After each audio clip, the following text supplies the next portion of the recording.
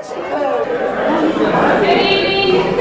We're very excited to have you all here this evening. I know many of you are special guests. Many of you came from out of town, so we welcome you. If you're not a member, we would love for you to become a member. As you can see, it's a great museum. We have many of our new board members here, and I can't point everybody out. You kind of raise your hand and wave. We've got several. Shree here. We've got Gary Hall. Julie's a board member. Sharon Steen. Chip Dent's back over there. If anyone else is hiding, we've got several new. Sharon Stubblefield is here somewhere as well. So thank you all so much. I'm now going to turn it over to Julie McCann, who's the curator for this exhibit. Hi everybody, I'm so glad you're all here. We're here to introduce our artist from Australia. I would like to first get some thank yous finished with because we have so many people to thank. First, we have to thank our membership. Without you guys, this would not be happening. So I want to thank all of you for coming, joining, and supporting us very much. The next, I would like to thank our sponsors, Mary Carroll and Kerry McCann, O'Connor Hewitt Foundation, the First Victoria Bank, Wells Fargo's bank, and then we have many board volunteers that have done extra stuff during this time. I would like to thank Sharon Steen, Gary Dunham, Sharon Stubblefield, Gary Hall, who helped with advertising, John Conselis, who's in the back at the bar, Mary Jane and Chip Dents, who worked tirelessly on flowers and lighting and stuff. Then we have our gallery attendants with Eileen Cruz. She helped mount and set up the show. We have Judy Malik, somewhere here. She's back at the books, and she's helping. And last but not least, there's two people that were very helpful in this. I had kind of an assistant, which would be Dorcas Atherton. Where is she? There she is. And kind of our museum director who kind of held everything together, Morgan Trafton. And I want to thank you for that. Now I'm going to introduce our artist. He's a former forester. He used to be a member of the Peace Corps Volunteers for the United States. Kerry moved to Australia in 1995, where he picked up the art and learned to sculpt bronze. He has energetically tried to expand and do his work on his wonderful, what do you call it, park? Sculpture park. Sculpture park, yes. And it's called, can't read my notes, sorry. Ceramic Break Sculpture Park. And he does a lot of large pieces because he has an Isle of Heroes, and many of his pieces are still in Australia, but he spends a lot of energy doing smaller pieces, traveling pieces, and he's shown in Australia, China, New York, United States, where else? Paris. Florence. Yeah, so he's very widely known, and he also should be thanked because he showed up early enough to help us get this series the way he wants. So I'd like to now introduce you to artist Kerry Cannon.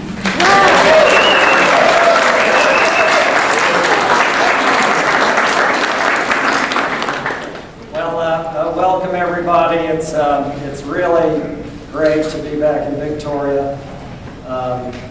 I'll refer to my notes every once in a while because things have changed since I was here last. It's no longer the home of the Stingrays,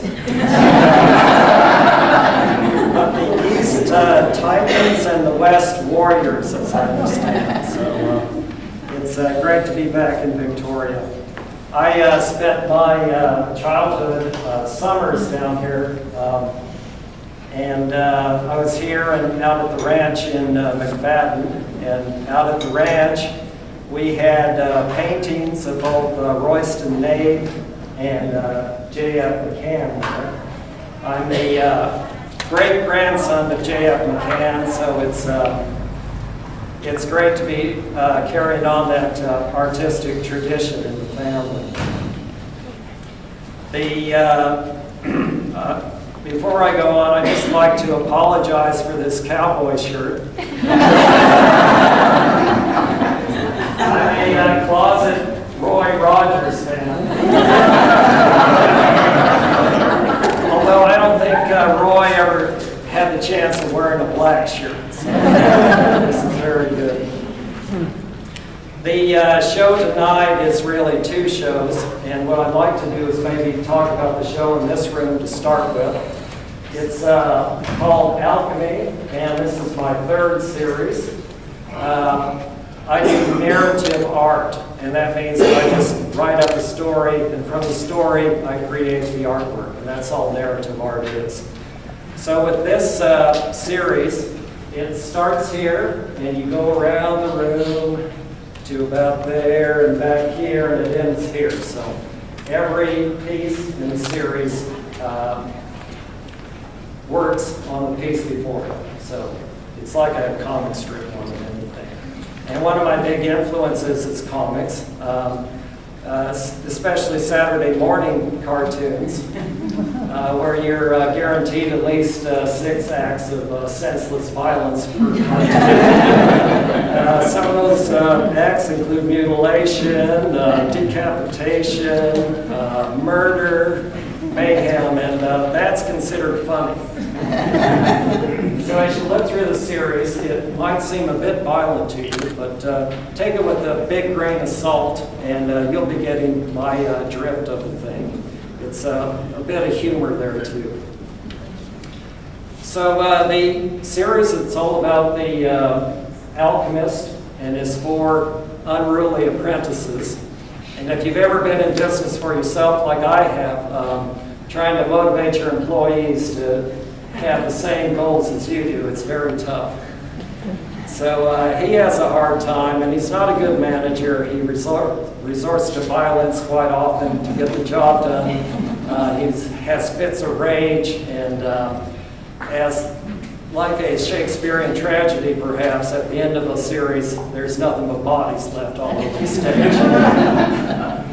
So just to clarify a couple of the bits of the series that might seem a bit esoteric to you, the piece in the corner there, it has a left-hand side and a right-hand side. And that's a before and after. Before the rage and after the rage. So that's that piece. Also involved in the series are, there's 5 characters. They all have dreams. And the dreams started in that series, and then all these dreams come true. And I think it was Freud that said that dreams are a manifestation of unfulfilled desires. Yeah. So when the dreams come true, not the way you think they should, then it's a bit of a contradiction there, I think. So I hope you enjoy the Alchemy series. The other part of the show is more recent works that I've done. And these are from different series, but I think what I'd like to talk about is just the one you can see through the entryway here. It's called The Flower of Burma, and it's a sculpture of the human rights activist Aung San Suu Kyi. And she's currently under house arrest in Burma. The leaves on her cheeks are Bodhi leaves. And in Buddhist philosophy, Buddha found enlightenment under a Bodhi tree. It's called the Flower of Burma because there's a lotus flower inside. If you go around the back, you'll see it. And there's a nice little story there too. You see, the lotus, it has its roots down in the muck of the pond. It grows up through the water, spreads its leaves on the surface, and then the lotus flower comes up. And this lotus flower being a symbol of enlightenment, it just means that anybody, no matter what stage of life you're in or what's happened to you, can reach enlightenment if that's what you really want to do. Personally, I think I'm about 10 reincarnations from there at least. I hope to do a little bit better by next time around. And if that happens, that'll be great. But it's the really nice to be here. I hope you enjoy the exhibition, and I'm happy to answer any of the questions you might have. Great to be here. I should probably thank a few more people. I'd like to thank all my patrons who donated their work in the back. It's very generous, and maybe I can name them. There's Morgan Dunn. My biggest patron, Kerry Cannon. Thanks, Mom. I love you. It never changes. Margaret Morrissey, Claudia Knudsen, Mary Carol McCann. These are the people that keep it happening for me, and I really appreciate it. Oh, and Bobby Hewitt, he has a piece back there too from his collection. She has one, but we didn't borrow it, which is nice. I'd also like to thank the hanging crew here that set this show up, and believe me, these are not very light. They're very heavy, getting the boxes. This was a huge undertaking. I'd like to thank the curator, Julie McCann, Dorcas, Eileen Cruz, and Morgan Trapton. It's a team of 4 alpha females. They were a pleasure to work with. They all had their own ideas what to do here. And, we went with some of them, and actually what I did was I stood back and I said, you guys fight it out. Anything you want to do is fine. And I think they did a wonderful job. What do you think? Yes.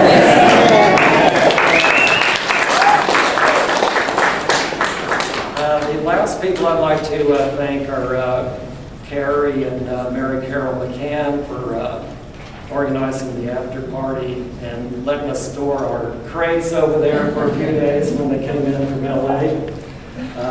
It's very generous, and it's great just to be a part of the cultural scene here. It looks like it's going very well, judging from the turnout tonight, and I hope you enjoy the show. It's very nice to be here.